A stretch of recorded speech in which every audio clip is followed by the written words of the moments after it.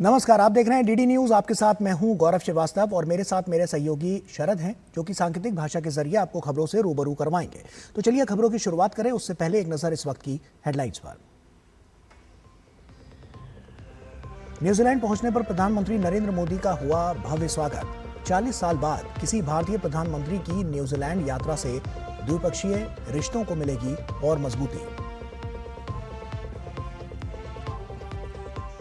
अयोध्या में सीएम योगी आदित्यनाथ ने किया 423 करोड़ की लागत से 217 विकास परियोजनाओं का लोकार्पण शिलान्यास। जनसभा के जरिए विपक्ष पर बोला तीखा हमला। कहा, पुरानी सरकारों ने हनुमानगढ़ी की सीढ़ियों पर नमाज पढ़वा कर किया पाप।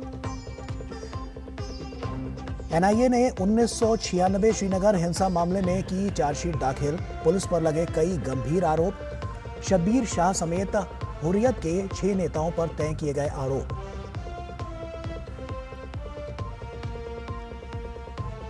असम में बाढ़ से कई इलाकों में जनजीवन प्रभावित। बारिश और कटाव की वजह से लगभग 128 घरों को हुआ नुकसान। प्रशासन ने प्रभावित क्षेत्रों में नुकसान का लिया जायजा। 14 जुलाई तक पूर्वोत्तर के कई राज्यों में भारी बारिश का अलर्ट जारी।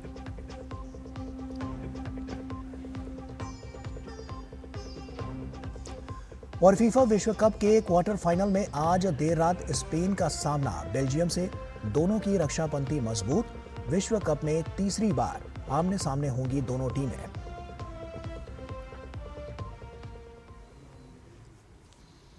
और आइए अब शुरुआत करते हैं। 3 देशों की यात्रा के अंतिम चरण में प्रधानमंत्री नरेंद्र मोदी न्यूजीलैंड पहुंच गए। प्रधानमंत्री के अभिनंदन के लिए न्यूजीलैंड के प्रधानमंत्री हवाई अड्डे पहुंचे। 4 दशक में किसी भारतीय पीएम की यह पहली न्यूजीलैंड यात्रा है।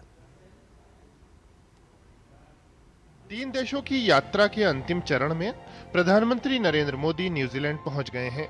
ऑकलैंड पहुंचने पर पीएम के गर्मजोशी से अभिनंदन के लिए न्यूजीलैंड के प्रधानमंत्री क्रिस्टोफर लक्सन हवाई अड्डे पर मौजूद थे। 4 दशक बाद किसी भारतीय पीएम की इस पहली न्यूजीलैंड यात्रा को बेहद महत्वपूर्ण माना जा रहा है। पीएम और न्यूजीलैंड के प्रधानमंत्री की द्विपक्षीय वार्ता में भारत न्यूजीलैंड संबंधों में हुई प्रगति की समीक्षा होगी। साथ ही सहयोग में विस्तार की नई संभावनाओं पर चर्चा की जाएगी। There are some things about trade and commerce. There will be some things about tourism, culture, sports diplomacy, and also under the economy piece there will be more on horticulture, agriculture, and education as well. So there are many aspects of it, including maritime security as well. पिछले 2 वर्षों में दोनों देशों के रिश्तों में व्यापार, वाणिज्य और रक्षा के क्षेत्र में काफी प्रगति हुई है। भारत न्यूजीलैंड सहयोग को मुक्त व्यापार समझौते से नई ऊर्जा मिली है। इस एफटीए को अब न्यूजीलैंड की संसद में अनुमति मिलने के बाद लागू कर दिया जाएगा। इंडिया की जो महासागर विजन है उसमें डिफेंस और स्ट्रेटेजिक पार्टनरशिप के तहत डेफिनेटली न्यूजीलैंड काफ़ी इंपॉर्टेंट पार्टनर है। उसी तरह से इस एफटीए को मेरे ख्याल से इंडिया ने ये नज़रिए से भी देखा है कि इंडियन कंपनीज न्यूजीलैंड में आके यहाँ से जो पैसिफिक मार्केट्स हैं उनको भी एक्सेस करें। तो ये एक पूरा broader Indo Pacific trade and strategic partnership में कहूँगा, उसी के हिसाब से ये एफटीए जो है ये काइंड ऑफ बनाएंगे।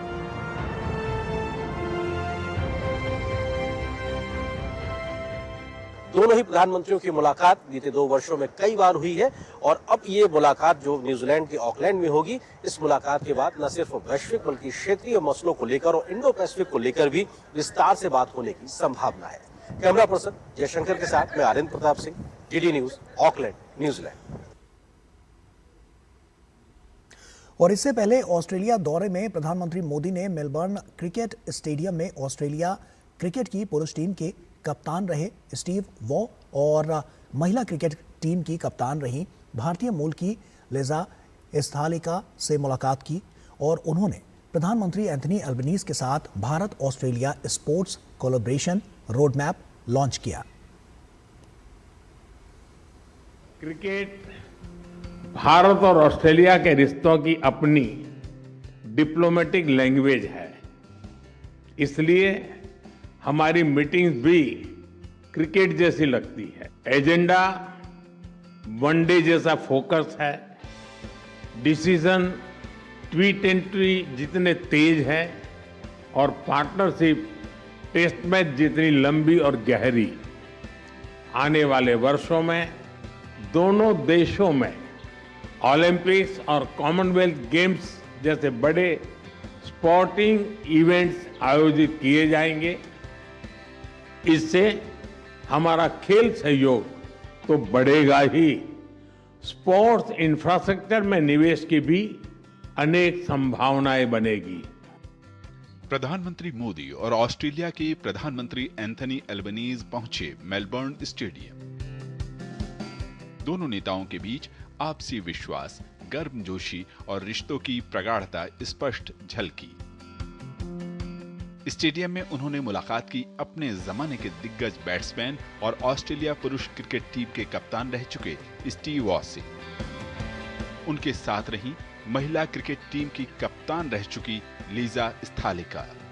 खिलाड़ियों के साथ प्रधानमंत्री मोदी ने भारत में खेल इंफ्रा, उभरती प्रतिभा और 2030 में कॉमनवेल्थ गेम और 2036 में ओलंपिक की मेजबानी की दावेदारी की चर्चा की। ऑस्ट्रेलिया ने विश्वास जताया कि खेल के क्षेत्र में भारत और ऑस्ट्रेलिया दोनों देश साथ मिलकर साझेदारी को मजबूती देंगे। प्रधानमंत्री अल्बनीजी के साथ India Australia sports collaboration road map launch करना मेरे लिए बहुत ही खुशी की बात है। इसके तहत हम क्रिकेट के साथ अन्य खेलों में भी सहयोग मजबूत करेंगे। Sports training, sports science and technology के साथ मिलकर के हम आगे बढ़ेंगे। I are here to launch a roadmap for sport collaboration between Australia and India to strengthen our long-standing partnership. This roadmap will support practical cooperation in areas such as sports science and staging major sporting events, as well as broader opportunities in trade, tourism and investment. It will also build on new growing areas of shared passion. Melbourne stadium में प्रधानमंत्री मोदी और प्रधानमंत्री Albanese ने rugby खिलाड़ियों और उभरती हुई खेल प्रतिभाओं से मुलाकात की। प्रधानमंत्री मोदी को अपने बीच देखकर कई बच्चों ने ऑटोग्राफ भी लिए। ऑस्ट्रेलिया की महिला क्रिकेट की कप्तान रह चुकी लीजा स्थालिका ने भारत में खेल प्रतिभाओं, विशेष तौर पर ग्रामीण इलाकों के बच्चों को अवसर देने वाली खेलो इंडिया पहल की सराहना की।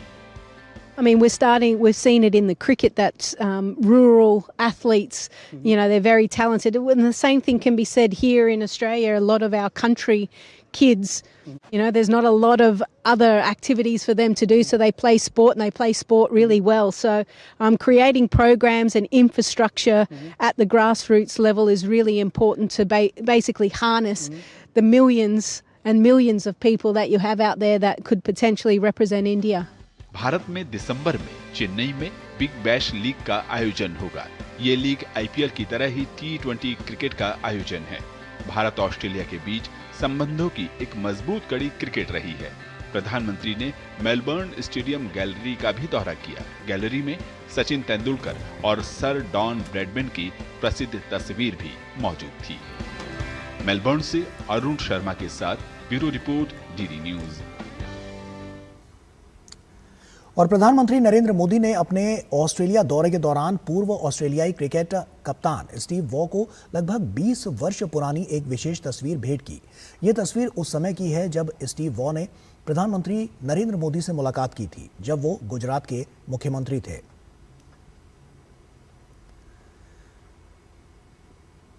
केंद्रीय गृह एवं सहकारिता मंत्री अमित शाह ने नई दिल्ली में सीमांत जिला पुलिस अधीक्षक सम्मेलन 2026 को संबोधित किया। उन्होंने कहा कि केंद्र सरकार का स्मार्ट बॉर्डर विजन आधुनिक तकनीक, बेहतर निगरानी, मजबूत इंफ्रास्ट्रक्चर और सुरक्षा एजेंसियों के समन्वय पर आधारित है। गृह मंत्री ने कहा कि पिछले 12 वर्षों में सरकार ने वैज्ञानिक दृष्टिकोण अपनाते हुए सीमा सुरक्षा को मजबूत किया है। सीमा इंफ्रास्ट्रक्चर को सर्वोच्च प्राथमिकता देते हुए सड़कों, सुरक्षा सुविधाओं और अन्य आवश्यक ढांचों का तेजी से विकास किया गया है।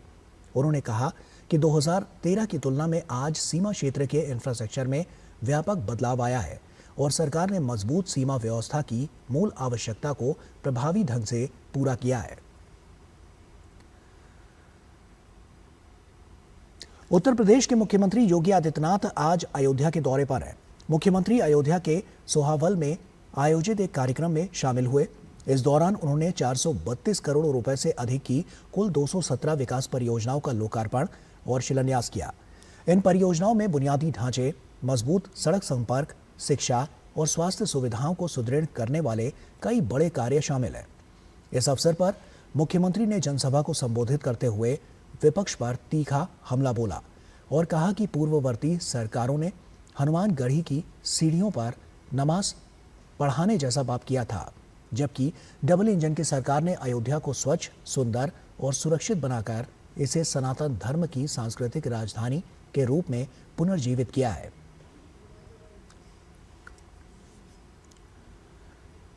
तृणमूल कांग्रेस सांसद अभिषेक बैनर्जी को कलकत्ता हाईकोर्ट से बड़ा झटका लगा है। विधानसभा चुनाव प्रचार के दौरान डीजे से जुड़े कथित बयान के मामले में अदालत ने उन्हें जांच में सहयोग करने और वॉइस सैंपल देने का आदेश दिया है। कोर्ट ने कहा है कि जांच में सहयोग नहीं करने पर उन्हें दी गई सुरक्षा वापस ली जा सकती है। अदालत के आदेश के बाद अभिषेक बैनर्जी अब 15 जुलाई को दोपहर 12 बजे मजिस्ट्रेट के समक्ष अपना वॉइस सैंपल देंगे। ये मामला विधानसभा चुनाव प्रचार के दौरान डीजे से जुड़े उनके कथित बयान से संबंधित है, जिसकी जांच सीआईडी कर रही है।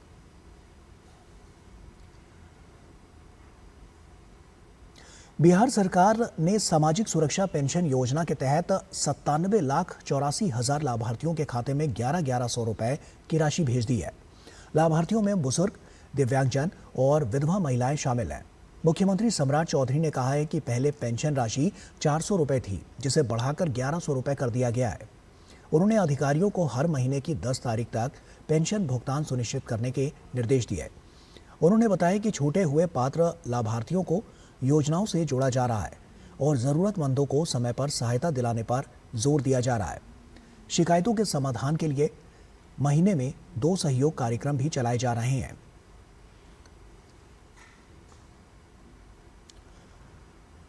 राष्ट्रीय जांच एजेंसी यानी एनआईए ने अलगाववादी संगठन हुर्रियत कॉन्फ्रेंस के 6 सीनियर नेताओं के खिलाफ चार्जशीट दाखिल की है। यह मामला 1996 में श्रीनगर में हुई हिंसा मामले से जुड़ा हुआ है।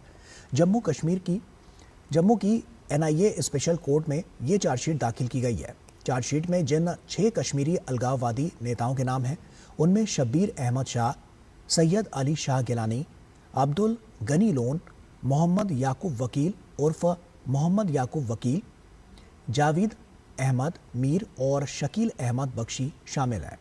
सभी 6 लोगों पर रणबीर दंड संहिता 1989 की संबंधित धाराओं के तहत आपराधिक साजिश, हत्या की कोशिश, दंगा और सरकारी कर्मचारियों पर हमला करने के आरोप लगाए गए हैं। साथ ही गैर कानूनी गतिविधि रोकथाम अधिनियम 1967 की धारा 13 के तहत भी आरोप लगाए गए हैं। जानकारी के मुताबिक सैयद अली शाह गिलानी, अब्दुल गनी लोन और मोहम्मद याकूब वकील की मौत हो गई है, इसीलिए उनके खिलाफ कानूनी कार्रवाई समाप्त यानी कि अबेट हो गई है। लेकिन चार्जशीट में एनआईए ने सबूतों के साथ बताया है कि ये तीनों भी आपराधिक साजिश और गैरकानूनी भीड़ का हिस्सा थे। जांच के दौरान एनआईए ने पाया कि 17 जुलाई 1996 को श्रीनगर के नाज क्रॉसिंग पर मारे गए आतंकी हिलाल अहमद बेग के जनाजे के जुलूस के दौरान सभी 6 आरोपियों ने गैर कानूनी भीड़ का नेतृत्व किया था। एनआईए की जांच में सामने आया है कि हुर्रियत नेताओं ने भारत विरोधी, पाकिस्तान समर्थक और अलगाववादी नारे लगाकर हिंसा भड़काने में सक्रिय भूमिका निभाई थी। एनआईए ने कहा, बारीक जांच से साफ हुआ है कि यह हिंसा पहले से रची गई बड़ी साजिश का हिस्सा थी। एनआईए ने कहा है कि मामले की जांच अभी जारी है। और कर्नाटक में चल रही एसआईआर प्रक्रिया को लेकर फिर से सियासत गर्मा गई है। इस प्रक्रिया में राज्य सरकार की ओर से जारी किए जा रहे परमानेंट रेजिडेंस सर्टिफिकेट को लेकर सियासत तेज हो गई है। केंद्रीय राज्य मंत्री शोभा करंदलाजे ने इस पहल का कड़ा विरोध करते हुए राज्य सरकार पर गंभीर आरोप लगाए हैं। उनका कहना है कि कर्नाटक सरकार अवैध रूप से रह रहे लोगों को वैध पहचान देने की कोशिश कर रही है, जिससे देश के आंतरिक और राष्ट्रीय सुरक्षा पर खतरा पैदा हो सकता है। उन्होंने ये भी आरोप लगाया कि मैसूर में एन्यूमरेशन फॉर्म लेने पर और जमा करने के नाम पर लोगों से अवैध रूप से पैसे वसूले जा रहे हैं। मेटा ने भारत में व्हाट्सएप के यूजर नेम फीचर के रोल आउट को लेकर सरकार को अपना जवाब सौंपा। ये जवाब व्हाट्सएप की ओर से कल रात मिला है, जिसकी फिलहाल समीक्षा की जा रही है। सरकार ने 1 जुलाई को इस फीचर को लेकर मेटा को नोटिस जारी कर विस्तृत स्पष्टीकरण मांगा था। साथ ही परामर्श प्रक्रिया पूरी होने तक भारत में यूजर नेम फीचर लॉन्च नहीं करने का निर्देश दिया गया था। अब मेटा के जवाब की जांच के बाद आगे की कार्रवाई तय की जाएगी। और यहां वक्त एक छोटे से ब्रेक का है, जल्द हाजिर होते हैं।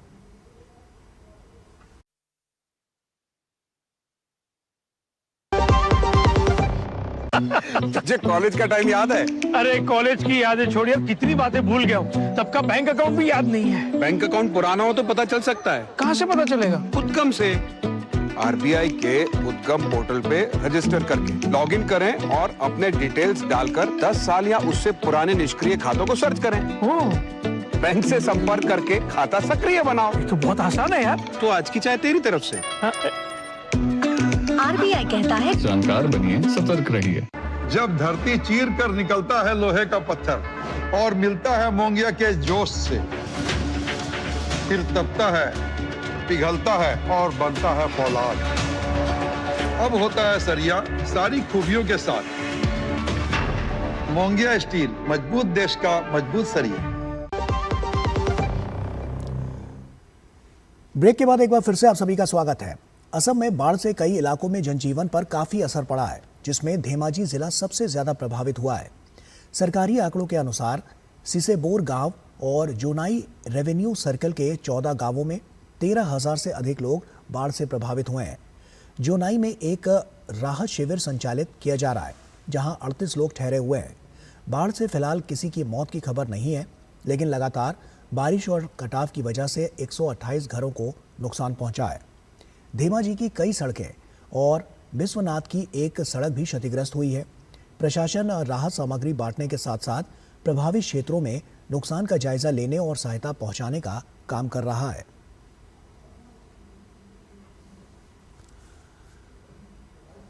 भारत मौसम विज्ञान विभाग ने 14 जुलाई तक पूर्वोत्तर के कई राज्यों में भारी से बहुत भारी बारिश का अलर्ट जारी किया है। असम, अरुणाचल प्रदेश, मेघालय और त्रिपुरा में तेज बारिश की संभावना है। आईएमडी के मुताबिक 10 से 14 जुलाई के बीच असम और मेघालय में भारी से बहुत भारी बारिश हो सकती है, जबकि कुछ इलाकों में अत्यधिक बारिश का भी अनुमान है। नागालैंड, मणिपुर और मिजोरम में भी भारी बारिश की संभावना जताई गई है। मौसम अलर्ट ऐसे समय में आया है जब अरुणाचल प्रदेश के कई हिस्से फ्लैश फ्लड और लैंडस्लाइड से जूझ रहे हैं। वहीं त्रिपुरा में भारी बारिश से जनजीवन प्रभावित हुआ है। असम में बाढ़ की स्थिति बनी हुई है और धेमाजी सबसे ज्यादा प्रभावित जिलों में शामिल है। एक अंतर मंत्रालयीय केंद्रीय टीम ने धेमाजी और कछार का दौरा किया ताकि बाढ़ और मौजूदा मानसून सीजन से हुए नुकसान का आकलन किया जा सके।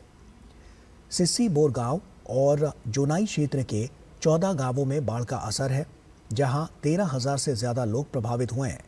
जोनाई के राहत शिविर में 38 लोग रह रहे हैं। देश भर में मानसून अब पूरे शबाब पर है। उत्तर से दक्षिण और पहाड़ों से लेकर मैदानी इलाकों तक मौसम का मिजाज बदला हुआ है।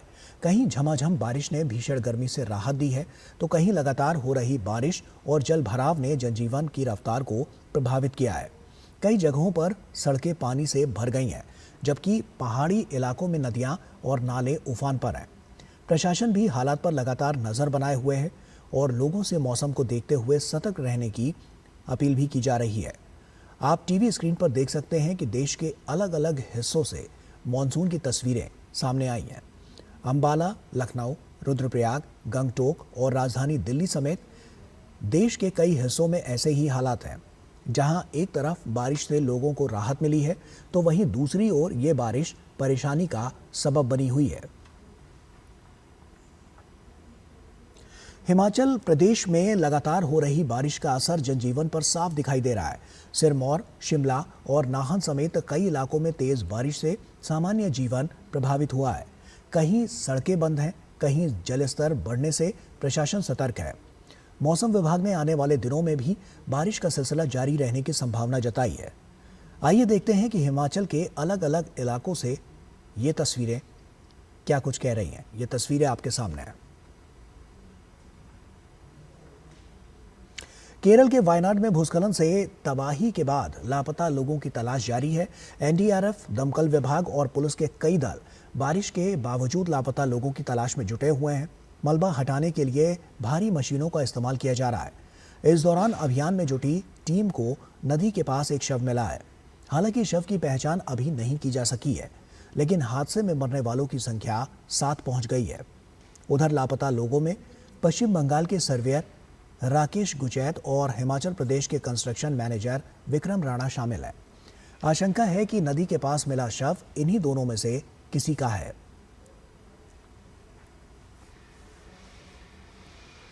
आगे बढ़ते हैं। उपराष्ट्रपति सीपी राधाकृष्णन ने शिमला स्थित Indian institute of advance study द्वारा आयोजित वंदे मातरम की यात्रा पर प्रदर्शनी और सरदार पटेल का विजन, एकीकरण, एकजुटता और संघवाद पर अंतर्राष्ट्रीय सेमिनार के उद्घाटन समारोह को वर्चुअली संबोधित किया। इस अवसर पर उपराष्ट्रपति ने कहा कि वंदे मातरम ने मातृभूमि के प्रति प्रेम को एक पवित्र राष्ट्रीय कर्तव्य में बदल दिया और स्वतंत्रता सेनानियों की अनेक पीढ़ियों को साहस, त्याग और उम्मीद की प्रेरणा दी। उन्होंने कहा कि ये गीत भारत के स्वतंत्रता आंदोलन की आत्मा बनकर उभरा है। सरदार वल्लभ भाई पटेल को श्रद्धांजलि देते हुए उपराष्ट्रपति राधाकृष्णन ने कहा कि सरदार पटेल ने केवल रियासतों का ही नहीं बल्कि देशवासियों के दिलों को भी जोड़ा है। साथ ही उन्होंने एक राष्ट्र, एक संविधान और साझा भविष्य की मजबूत नींव रखी। कर्नाटक के बेलगावी में राष्ट्रीय स्वयंसेवक संघ की वार्षिक अखिल भारतीय प्रांत प्रचारक बैठक शुरू हो गई है। बैठक में संघ प्रमुख डॉक्टर मोहन भागवत, सर कार्यवाह दत्तात्रेय होसबाले समेत संघ के कई बड़े पदाधिकारी शामिल हुए। बैठक में संघ के कामकाज, प्रशिक्षण कार्यक्रमों और शाखाओं के विस्तार पर चर्चा की जाएगी। संघ के शताब्दी वर्ष के दौरान हुए कार्यक्रमों की समीक्षा भी होगी।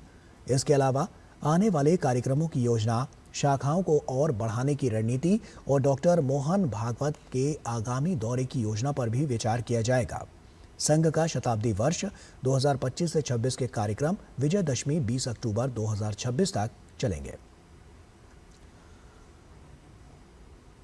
12% से ज्यादा अल्कोहल वाली दवा लेने के लिए अब डॉक्टर के पर्चे की जरूरत होगी। उच्च अल्कोहल युक्त औषधीय उत्पादों के नियमन को और प्रभावी बनाने के उद्देश्य से स्वास्थ्य एवं परिवार कल्याण मंत्रालय ने ड्रग्स रूल्स 1945 में महत्वपूर्ण संशोधन किया है। संशोधन के तहत अब 12% से अधिक एथिल अल्कोहल और 30 मिलीलीटर से अधिक मात्रा वाले सभी औषधीय फॉर्मुलेशन अनुसूची के तहत मिलने वाली लाइसेंस संबंधी छूट के दायरे से बाहर होंगे। अब इन उत्पादों के निर्माण और बिक्री के लिए ड्रग्स एंड कॉस्मेटिक्स एक्ट 1940 के तहत आवश्यक लाइसेंस लेना अनिवार्य होगा। साथ ही इन्हें ड्रग्स रूल्स 1945 की अनुसूची H1 में शामिल किया गया है। इसका मतलब यह है कि दवाओं की खरीद बिना डॉक्टरी पर्चे के नहीं की जा सकती। साथ ही इसे बेचने वाले दुकानदारों को भी बिक्री का रिकॉर्ड रखना होगा। अब तक इसके तहत इलायची टिंचर, अदरक टिंचर और अन्य सुगंधित औषधीय तैयारियों सहित कुछ उत्पादों को लाइसेंस संबंधी प्रावधानों से छूट प्राप्त थी। इनमें से कई फॉर्मुलेशनों में एथिल अल्कोहल की मात्रा 80 से 90% तक होती है, जिसके कारण इनके नशे के उद्देश्य से दुरुपयोग की आशंका बनी रहती थी। इस संबंध में कई राज्य सरकारों ने भी केंद्र सरकार को नियमन सख्त करने के सुझाव दिए थे। भारत और अफगानिस्तान के बीच व्यापारिक सहयोग को नई दिशा देने की कोशिशों के तहत आज नई दिल्ली में इंडिया अफगानिस्तान ट्रेड अपॉर्चुनिटीज विषय पर एक इंडस्ट्री इंटरैक्टिव सेशन का आयोजन किया गया। विदेश मंत्रालय के सहयोग से आयोजित इस कार्यक्रम में अफगानिस्तान के कृषि, सिंचाई एवं पशुपालन मंत्री मौलवी अताउल्ला उमरी के नेतृत्व में आए व्यापारिक प्रतिनिधि मंडल ने भारतीय उद्योग जगत के प्रतिनिधियों के साथ विभिन्न क्षेत्रों में सहयोग की संभावनाओं पर चर्चा की। कार्यक्रम के दौरान उर्वरक, कृषि रसायन, कृषि उपकरण, पशु चिकित्सा दवाओं एवं वैक्सीन, कॉटन प्रोसेसिंग और फूड प्रोसेसिंग जैसे क्षेत्रों में व्यापार, निवेश, तकनीकी सहयोग और बाजार तक पहुंच बढ़ाने के अवसरों पर विस्तार से विचार विमर्श किया गया। इस संवाद का उद्देश्य भारत और अफगानिस्तान के बीच आर्थिक एवं व्यावसायिक संबंधों को और मजबूत करना और उद्योग जगत के बीच दीर्घकालिक साझेदारी को बढ़ावा देना है।